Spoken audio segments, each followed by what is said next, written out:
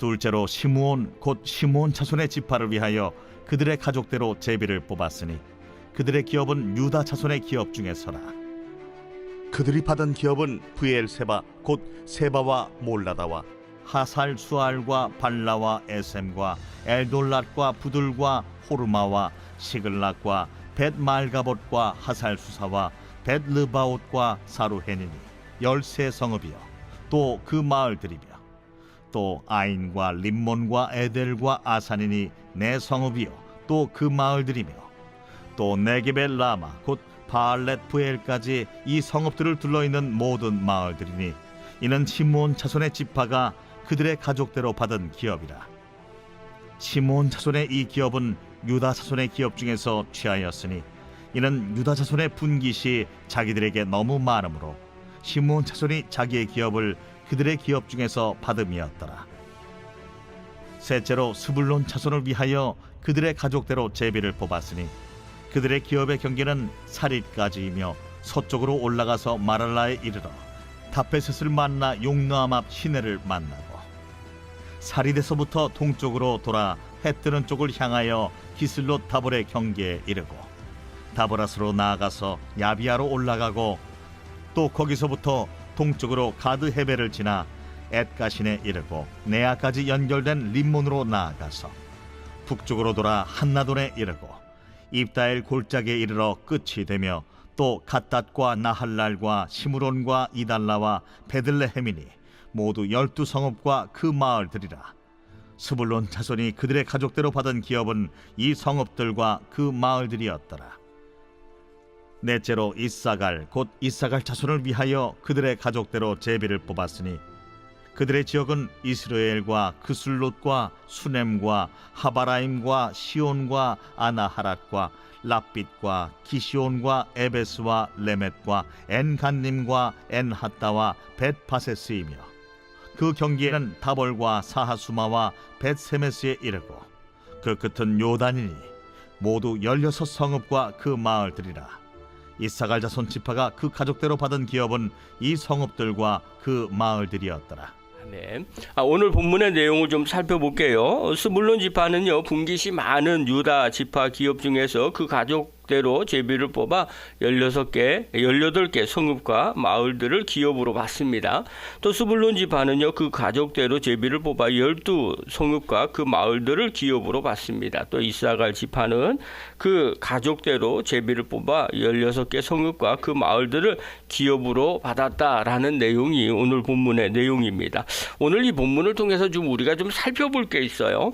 비교를 좀 끊어야 기업이 하나님의 축복이 보인다는 겁니다. 그러니까 우리가 신앙생활을 하면서 자주 마음이 무너질 때가 있어요. 주로 언제냐면 죄 때문만 흔들리는 게 아니에요.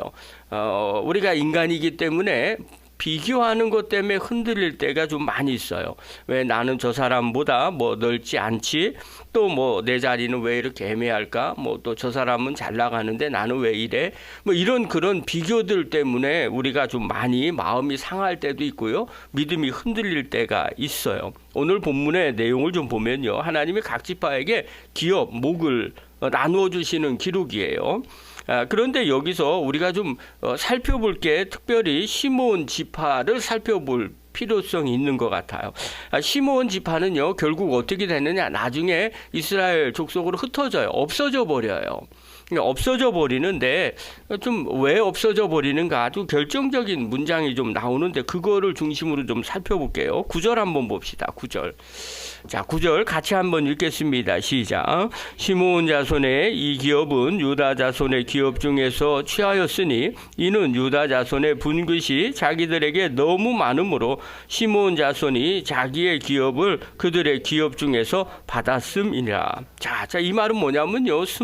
시므온은요, 따로 독립된 땅을 넓게 받은 게 아니에요. 그러니까 예를 들면 우리나라로 치면 경기도, 그 다음에 뭐 강원도, 그 다음에 충청남도, 그 다음에 뭐 경상남도, 경상북도 이렇게 해가지고 주변에 이렇게 각자 고유의 영역이 있는데 충청북도만 한가운데 딱 있어요. 그러니까 양쪽에서 다 찢어 가도 아무 상관이 없어요.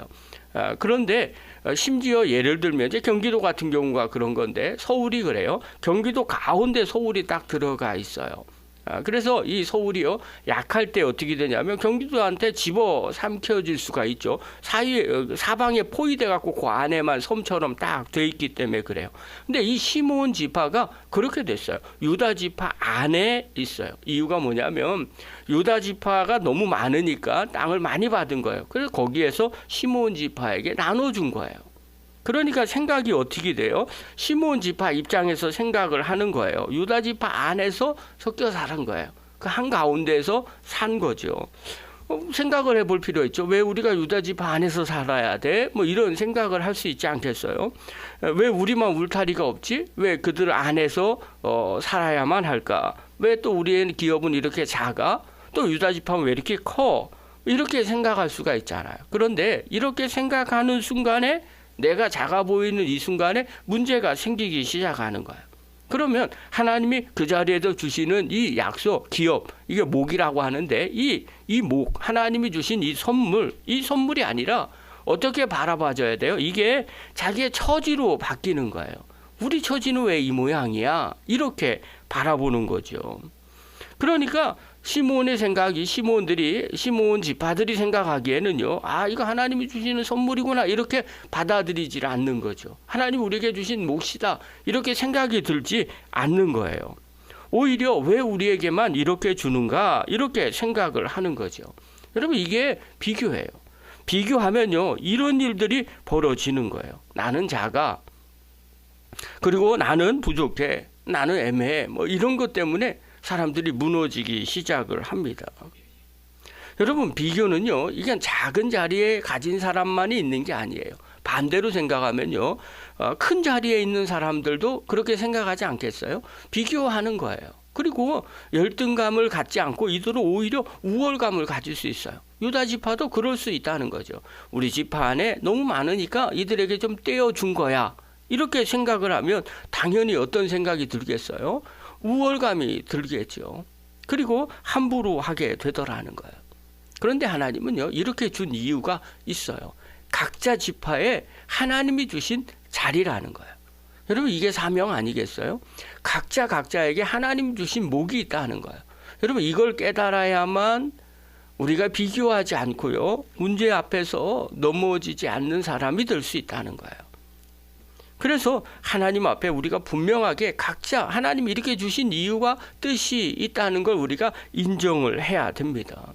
그러니까 인생을 살아가고 신앙생활 할 때도 마찬가지죠. 어떤 사람은 특별하게 더 큰 은혜를 준 것 같아요. 나는 좀 적은 거를 받은 것 같아요. 또 반대로요. 나는 큰 거를 받은 것 같아요. 또 저 사람은 작은 걸 받은 것 같아요. 그러면 비교할 필요가 없다는 거예요. 서로 바라보지 않고 하나님이 나에게 주신 재능이구나 달란트구나 하나님이 나에게 주신 기업이고 목이구나 라고 생각하면서 살아가야 된다는 거예요. 이렇게 비교를 끊어야만 비로소 하나님이 주시는 선물이 무엇인지 온전히 보이기 시작하더라는 거예요. 사랑하는 성도 여러분, 비교는요 내 기업을 선물에서 처지로 바꾸는 독이 됩니다. 시므온이 섞인 자리도요 하나님이 계셨고요. 또 유다가 갖고 있는 넓은 자리에서도 하나님은 늘 그곳에 계셨어요. 하나님의 계획하심이 그 안에 있었다는 거예요. 여러분 기업의 크기를 가지고 하나님의 인생을 정하지 않으시더라는 거예요. 그러므로 여러분 비교를 끊는 믿음이 인생을 결정하게 됩니다. 이것은요 하나님의 놀라운 은혜예요. 우리의 삶 가운데서도 마찬가지예요. 하나님의 경계를 정하시는 거예요.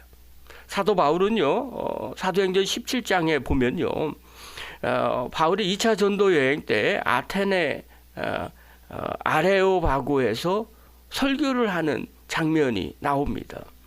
거기에서 우상으로 가득한 그 도시 한복판에서 바울이 하나님에 대해서 설명을 해주는데 뭐라고 얘기하느냐? 하나님은 먼데 계신 분이 아니다. 이렇게 설명을 해요. 그러면서 하는 얘기가 역사와 우리의 삶의 자리, 경계까지 정하시는 분이다. 이렇게 말해요. 그래서 17장 26절에 보면요. 이렇게 말해요. 인류의 모든 족속을 한 혈통으로 만드사 온 땅에 살게 하시고 그들의 연대를 정하시며 거주의 경계를 한정하셨으니 이렇게 말해요. 왜 이스라엘이고 그 다음에 또 그리스고 또 뭐 헬라 문화 여기저기 있는 이유가 뭔지 아느냐? 하나님이 다 이렇게 정해 놓으셔서 지금 이 자리에 있는 거다. 이렇게 그들에게 선포를 하는 거예요. 그럼 바울의 생각은 하나님은요, 경계를 정하신 분이라는 거예요. 하나님은 각자의 땅에 살게 하시고 또 그곳에 하나님의 뜻과 계획이 있다는 거예요.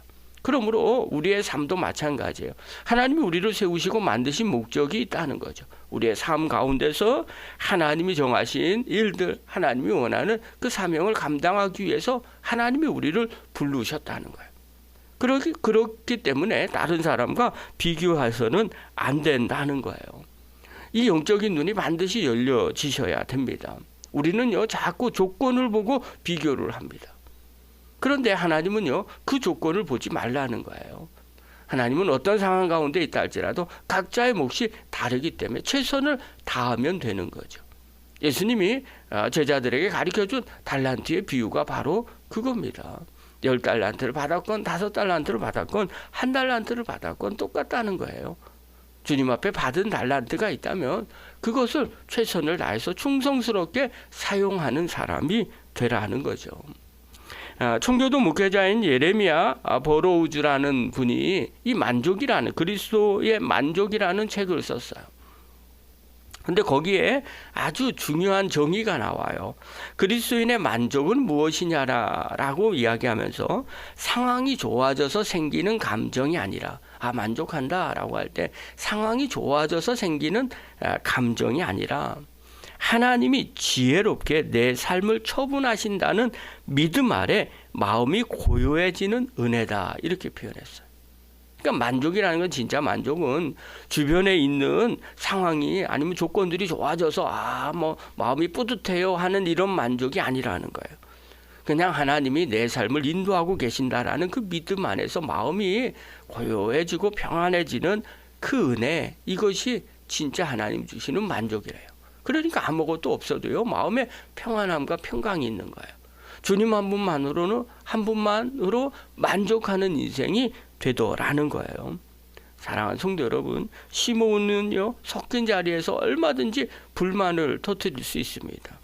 또 유다 자손은요, 그 넓은 자리에서 교만을 선택할 수도 있더라는 거예요. 조건만 보면 얼마든지 그럴 수 있어요. 불평스러울 수도 있고요. 또 아주 교만하게 말할 수도 있어요. 넓으니까. 그런데 둘 다에게 믿음이 필요한 거죠. 어떤 믿음이 필요해요? 내 목은 남의 비교가 아니라 하나님의 처분으로 받아들이는 거예요. 하나님이 나에게 이렇게 주셨지, 사용할 이유가 있어서 이렇게 주셨지라고 만족의 훈련을 해야 된다는 거죠. 작으면 작은 이유가 있을 것이고요. 그 다음에 크면 큰 이유가 있을 거라는 거예요. 여러분, 그것들을 가지고 생활해야 된다는 거예요. 사랑하는 성도 여러분, 영상을 보는 귀한 성도 여러분, 비교하지 마시고요, 하나님이 주신 그것들을 만족하시면서 하나님의 뜻을 찾으시기를 바랍니다. 그렇다면 어떻게 비교를 끊을까? 3가지예요. 첫 번째, 언어를 끊으셔야 됩니다. 그러니까 늘 말이 그렇게 나올 때가 있어요. 나는 왜? 나는 원래 그래. 나는 쟤보다 더 나아. 못해. 이런 말을 할 때가 있어요. 여러분, 이 말이 나오는 건 그 생각이에요. 이것들을 끊으셔야 됩니다. 이걸 끊어버려야만 감사가 들어올 공간이 생깁니다. 그래야만 주님 앞에 내가 만족할 수 있고 주님의 뜻이 있겠지 믿고 만족할 수가 있게 되는 거죠. 그 다음에 시몬, 내가 아무리 생각해도 시몬 자리다. 그러니까 쉽게 얘기해서 섞인 자리고 부족한 자리에 있다라고 내가 느껴지면 그때 사명을 찾기를 바랍니다. 그러니까 꼭 단점만이 아니라 하나님께서 주신 뜻이 있겠죠. 그곳에서 하나님이 주시는 그 일들, 섞인 자리에서 사람들을 만나고 아니면 그 자리에서 다른 사람과의 관계를 맺고 섬기는 그런 일들을 하라는 거죠. 그 사명의 자리를 찾으라는 거예요. 또 유다 지파처럼 넓은 땅을 가졌다. 그러면 넓은 자리에 책임을 기억하라는 거예요. 하나님 왜 많이 주셨겠어요? 그만큼 더 책임감 있게 사용하라고 주신 것이 아니겠어요? 그러면 거기에 걸맞게 행동을 하라는 거예요. 그러면 하나님의 뜻하심대로 살아갈 수 있는 성도가 되더라는 거예요. 사랑하는 성도 여러분, 비교하지 마시고 내 삶에서 해야 할 일이 무엇인지 깨달으셔서 불만도 또 교만도 선택하지 아니하는, 그리고 하나님이 기뻐하는 일들만 선택하는 믿음의 종이 되기를 간절히 축원합니다.